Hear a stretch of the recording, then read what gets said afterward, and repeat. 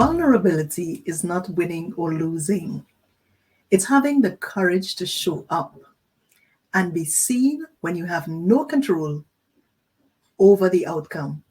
Vulnerability is not weakness. It's our greatest measure of courage. Brené Brown, I just love this quote that she wrote. And so many people are so afraid of being vulnerable. Someone may be afraid to propose to someone else because it makes them feel vulnerable. You don't want to be let down. You're afraid to ask someone for something because you don't want to be vulnerable. It makes you feel a particular way. It takes courage to be vulnerable. Today, I want to do just that. I'm Giselle Johnny, and I'm a Kingdom Ambassador.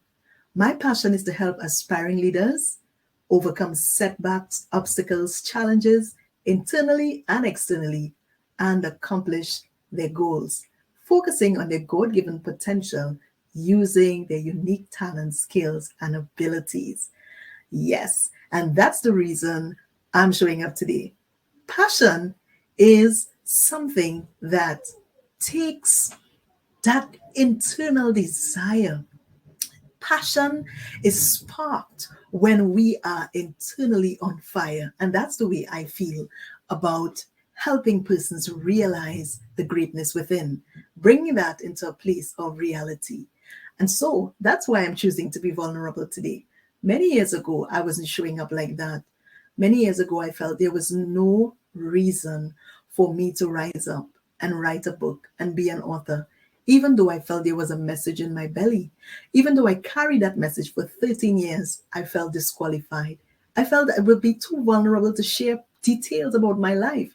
But somehow I had recognized, working in the spiritual transformation space as a life coach, entrepreneur, I realized that the more women I worked with, the more people I talked to, there was something about my life that was causing change, was causing people to overcome feelings of unworthiness, low self-esteem, doubt, fear, insecurity, and all of those things.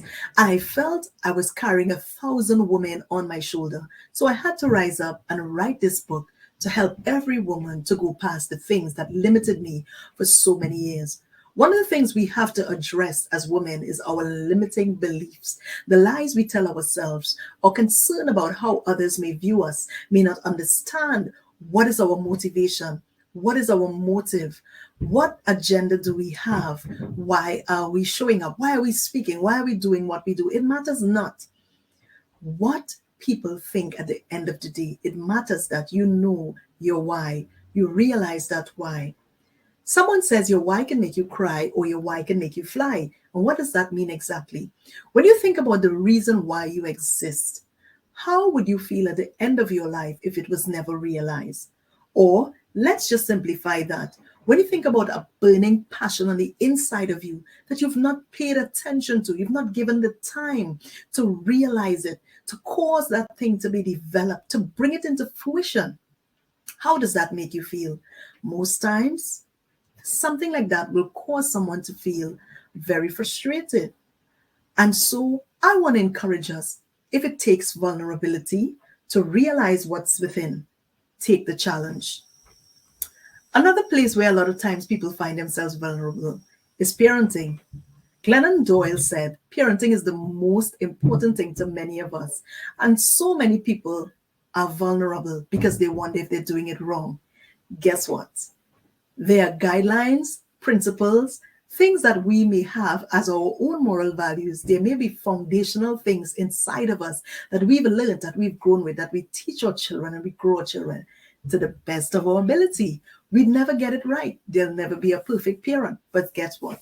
We do the job. And at the end of the day, our hope is that that child learn the things that we teach them and become.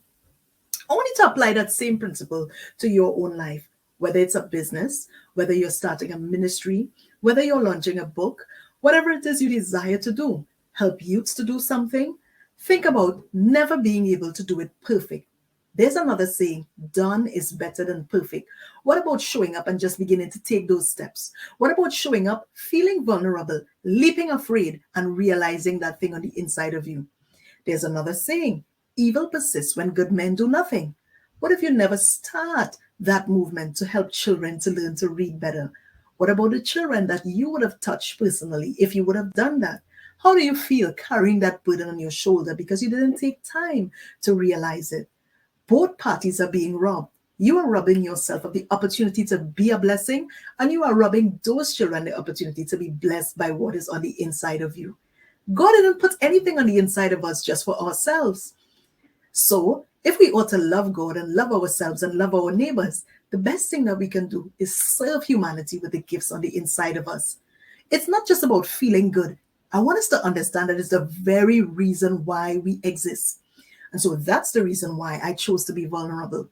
Because for many years, I kept silent, refusing to write the book, refusing to write my songs, refusing to start the business. I've done many businesses before, but there was this particular way I wanted to show up, helping women to realize what is on the inside, to start their businesses, start their ministries, start their books, begin speaking, using their stories, their messages to inspire other women. And so I'm showing up, making myself vulnerable. And I want to ask you, if you desire to, come on this journey with me, because it's going to be a beautiful journey. Yes, we're going to be vulnerable. Yes, we're going to learn on the way. But I have invested months, years, days, and sleepless nights doing research, being trained, being developed, putting in the time, taking the resources, being in that place where staying without things that I needed to invest in my future, to invest in learning, to invest in honing the skills so that I can take another woman by her hand and bring her and say, let's go higher. And so this is not just about thinking, I'm inadequate, I have to get a degree. I'm inadequate, I need to become. No, it's about us living better, doing better, being better, because the world will benefit more for the better version of you. And so, as I said before, let's take this journey together, this beautiful journey of helping other women. Will you come with me?